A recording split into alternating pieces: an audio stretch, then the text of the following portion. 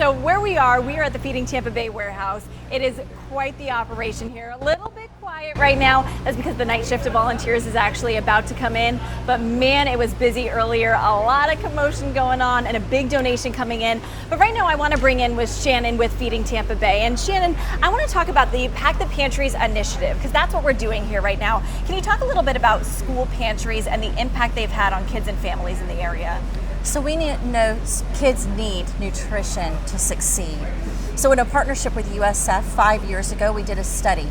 That is how the pantries opened in schools. It's easy access, they're there already, and that way people can monitor and know that they're getting healthy food so they can learn at their best. And how many schools are these pantries in, and what's the goal? So we started with 5. Last year we were up to 48, and then now we're at 74, soon to be 75. And our goal is for every school that needs one to have one. That's awesome. It's really exponentially growing. Yes, the need is great, which is really important to understand and know. And it just crosses all demographics. People with inflation, coming off of COVID, everyone is really just trying to survive and do well. And what kinds of things are in these pantries? It's just like, most of them are just like a little grocery store. We provide the shelving, the freezer, the refrigerator, and then of course we make sure the food gets on the shelves for them. The school in turn enlists volunteers to help distribute, whether people come in at this time or curbside boxes of food are given out, and those are healthy meals put together in these boxes. Awesome. And now, so with Feeding Tampa Bay, us at ABC Action News, we've been working to raise money for Pack the Pantries. Let's talk a little bit about how many meals you at home, all of our viewers, as well as Vigo and Alessi, have been able to bring to these pantries.